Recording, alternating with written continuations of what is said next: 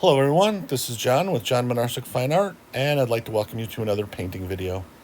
I got home from work today, and I shoveled the driveway because we got like 3 or 4 inches of snow in the western suburbs of Chicago last night. And I thought to myself, before my wife gets home, I want to do a video. I just in the mood lately, and I really enjoy doing the videos anyways. So today I wanted to do a nice little cabin in the woods type of thing, next to a nice little quiet lake.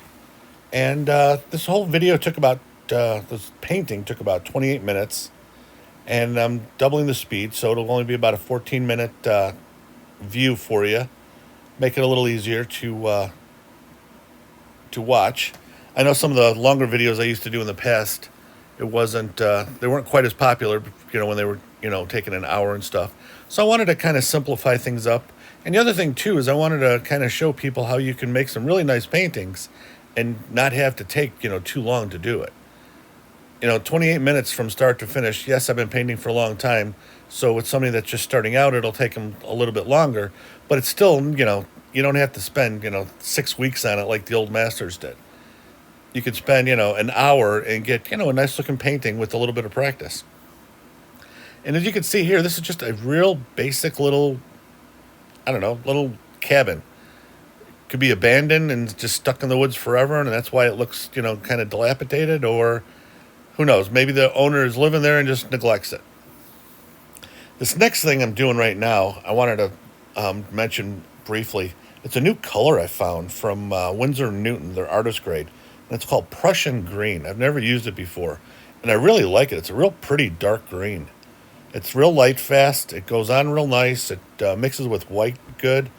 And it just has a real nice green base color that I really enjoy using. And I'm going to use it a lot more in the future. Actually, I'm going to use it a lot more in this painting. Now we got the sky going. I don't know if you can see it, but I've got the outline on the bottom right of the horizon line, where that green line is, where there's just some distant hills that I may or may not cover up with trees or something. And then right now I've got, they're not mountains, but it's maybe like a bluff, something you kind of see in Baraboo, Wisconsin, in the Midwest. Not the Rocky Mountains of Colorado, but the little 600-foot bluffs that you see here in the Midwest.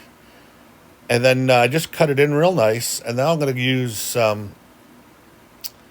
burnt umber and a little bit of white and maybe a little bit of blue black to get a little bit of a faint look to that distant hill, which will be the little one on the right. And it's going to be covered a little bit with the big bluff, let's say. That's what we're going to call it, on the left. And I haven't decided, as of this stage while I'm painting, if I'm going to cover it with a big tree or not. I probably will put something in front of it, just to kind of give it that feel of pushing it back and making sure it's not anything in the mid or foreground. It has to be background for sure. And then I'm going to wipe this off a little bit. I got it a little thick. And I want, like I said, to make it faint. So I'm going to wipe it off, and then I'm going to use a little bit of burnt umber and white and kind of just lightly feather it in to try to just lighten it up just a little bit more and kind of leave it for a while until I decide what I'm going to do. One of the things I'm trying right now, this is a palette of Windsor Newton artist grade paint, which I've never used before in oils. I've heard a lot of good reviews about it, and they had a sale at my local Blick store. So I took some of my money that I got for Christmas, and I bought some tubes and some white, and I'm giving it a try. The last painting I did that I didn't do a video on, it was a big 18 by 24 I used them. And I've used them for this painting exclusively. I didn't use any other paint, just the Windsor Newtons that I bought. And, it's a nice paint. I don't know if it's better than my Lucas 1862s that I use a lot of. I know the Lucas is a lot less expensive, but the color seems to be just as vibrant. I know they're both light, fast, and real good. So it'll take me a few paintings to see if, to me it's worth if it justifies the double price tag as my Lucas does. They're both artist grade, but it's the type of thing where, why pay extra money if you don't have to? If they're considerably better than my Lucas, that's one thing. But so far I like them, but I don't see a significant difference. But like I said, this is only my second painting with them, so I'm going to finish all those tubes and see what I what I think, and kind of make my judgment on it later. So right now I'm just kind of working out a few details, nothing major. I'm not going to detail a lot of this little shack, let's call it, because I don't want it to be detailed. I just want it to look like a little bit of a dilapidated structure that's out in the middle of nowhere that you might want to go in and fix up, and once you're done, drop a line in the water and start fishing for your dinner. Now, as you can see in that sky towards the left, I got a big glob of paint that I put on by accident. Painting knife, scrape it off, and then use your 2-inch brush and lightly, very, very lightly. It looks like I'm doing it hard, but I'm not. I'm barely touching it just to move the paint around to get a nice cloud formation, a nice little shape. This isn't a cloudscape, but I do want some in the sky just to kind of break up the blue. And then I didn't tell you that bluff that is the one on the left and over the middle that I'm highlighting now. That was with blue-black straight from the tube. And obviously, it's the Windsor Newton. And the highlights are blue, black, and white. So I wanted to keep the highlights visible, but I didn't want them to be, really in your face at this stage yet. Now, what I'm doing, and this is going to be kind of cool, I'm using Dioxazine purple straight from the tube right now to give the shadow color, okay? And then what I'm going to do is I'm going to use white over the part that I highlighted, but I'm going to use it with my knife. And it's going to make it stand out a little bit more, but it's going to give it some cool shape and form. And you'll see what I mean. See how that's kind of breaking in different places and stuff? And I'm just going over those and into the shadow of the Dioxazine purple just a little bit. And I'm pulling it in. And I just want it to kind of give that nice little, not in your face, but not subtle, kind of somewhere in between. And that actually worked out pretty good. So the next thing I'm going to do is I'm going to put some trees in. And this is Prussian green and Windsor lemon. And the two, as you can see, make a really nice, pretty yellow-green. And like I said, that Prussian green is something that's starting to grow on me a little bit. I enjoy using Prussian blue for different things. So I figured I'd give this one a try when I saw it at Blick. And I do enjoy it a lot. Okay, now that I'm going into what will be water. You got a lot of green in this one, and the water's going to be blue. I'm going to have some green in it, have a little bit of yellow. So the water's going to have a couple of different colors in it. I'm not going to get to it for a little while. So I'm going to that's right. I did put a big tree in there. I've got my old Ace Hardware $3 2-inch bristle brush, real cheap one. And I'm just tapping in Prussian green with a little bit of Dioxazine purple to darken it up even more. And then I'm going to put in a little bit of yellow for some highlights. And then I'll put in some tree trunks. And then I'll put in the final color. So it'll have probably about 3 different values in it when it's done. But what I ended up doing is you got the bluff going up on the left side of the canvas. I wanted something a little bigger on the right side just to kind of balance it out. And speaking of canvas, this is an 11 by 14, and it's a triple primed stretch linen. And the linen is all I've been, the only kind of support I've been using for, I want to say 4 weeks, maybe 6 weeks now. And I really like the linen. It's a little bit smoother than cotton. It's also more durable. It's more archival. A little bit more expensive, but so far I really enjoy painting on it. And as long as I can find it at reasonable cost, I'll keep using it. Now I'm putting in the nice little things. And basically that's my flat angle brush that I'm just making those nice little trunks with. Now one of the things I did is you can notice, you see the light and dark on the trunk. And the great way you do that is once you've got the thick paint on there, you don't need paint on your brush. Just bring that brush right through and it'll make the lines itself. It'll have a lighter side and a darker side. You have your highlight ready made, a little bit of Prussian green and yellow, and you got the foliage on, and you're in business.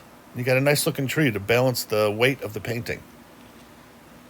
Okay, now the next thing we're going to do, I believe, is the water. And this is Windsor Blue which is a real pretty blue. It's I don't know how to describe it, but it's a lot different than the French ultramarine I used to. Well, I still do, but in the Windsor Newton, I tried the Windsor blue. It's maybe a little more vibrant. Okay, sometimes you don't want your blues to be too vibrant, and that's where French ultramarine. It's a beautiful saturated color, but it's not all that vibrant. This one's a little bit more so, I think, but it's still, as you can see, that's a really nice looking blue. And now I'm putting green and yellow in there because, like I said before, there's a lot of green and yellow, but I'm not going to leave it like that. I don't want it to look like algae all over the place. So I'm going to take a clean brush and I'm going to blend that in so it's just seamless blends and seamless transitions into the different blues of the little lake here. Now, the thing of it is, because I don't have it really thick on there, you have to, this one, normally you have a light touch with painting. This one is a little heavier touch just to get it blended real nice. And now, it's hard to see, but I'm doing just a little bit. I don't want, a wicked amount of movement. A little bit of movement I'm going to get to, but I'm putting in my white now just to kind of finish off the look of the nice little lake. But I am going to have some little ripples and stuff as if it's windblown, and I'm starting to put those in now. And basically, I'm just using the side of the brush with titanium white. And I'm kind of like touching and moving it to the right or left just to get that nice little random wave action. Like I said, I don't want it to look like, there's a windstorm, but I want it to look like, it's moving a little bit. And then this, once you get to this point, it's all just a matter of feel and what looks good to you. That really is it. If it looks good, you go with it. Okay, now we're going to take that Prussian green and we lightened it up a little bit, more so than we had in the other stuff. And this is going to be our foreground, but we're also going to add some brown to it. And this is going to be our nice little foreground grass area. And here's some brown right there, and there's the other brown. I wanted to make sure everything was established correctly before you go too much further in. And at this stage of the painting, we're going to have a little bit more details. Okay, everything, as you can see, is blocked in. Now we're looking at details of what you want to do. And one of the things that you notice with this painting, and then pretty much every painting I do, is I rarely ever start with details. I usually always start loose. Details come at the end. And the reason for that is because it's very easy to get caught up in detail, and then you kind of just deaden the painting. It looks like it's nothing but detail, and it just doesn't give it any spontaneity, any kind of painterly look. So that's why I like to kind of go from loose to tight and, go from there. Okay, this is the blue-black that I'm just using here, and then I'm adding the lemon Windsor yellow to make the nice little reeds and stuff in the front, and then just tapping in a little bit of grass there. And I'm not going to do much else with that. I'm going to leave it pretty much as is right there. And we're getting towards the end of the painting now. We're going to put a little bit of stuff around the shack itself, maybe a little bit of reeds or stuff coming up, on the grass to the right of the shack. And then for the most part, the painting's, going to be done. The detail, a little bit is left. I got a little bit of dioxazine purple and white just to give it some little color for the little flowers and stuff. Put a little bit up onto the shack itself. You never know. Maybe, stuff growing on top of it. You don't have a lawnmower out there and you don't have clippers to shred it. And that's pretty much it. It's a basic painting. Like I said, it took from start to finish, regular time, 28 minutes, I believe it was, and then I sped it up, so it's going to be about 14 minutes. And it's the type of thing where a little bit of practice, you can come up with a really nice looking painting in a very short amount of time and have a whole lot of fun. So until next time, I hope you have a great day. Please keep practicing. And if you enjoyed this video, consider subscribing to my channel. And if you do subscribe, hit that little bell to let you know when I upload a new video. I'm not on a schedule yet. I'll usually upload, 3 or 4 at a time, and then I'll go and nothing for a few days. I'm going to try and get a schedule, but with my job, it's a little tough right now. But once I get a schedule, I'll let you know. And everybody, I hope you have a great rest of your week. Bye.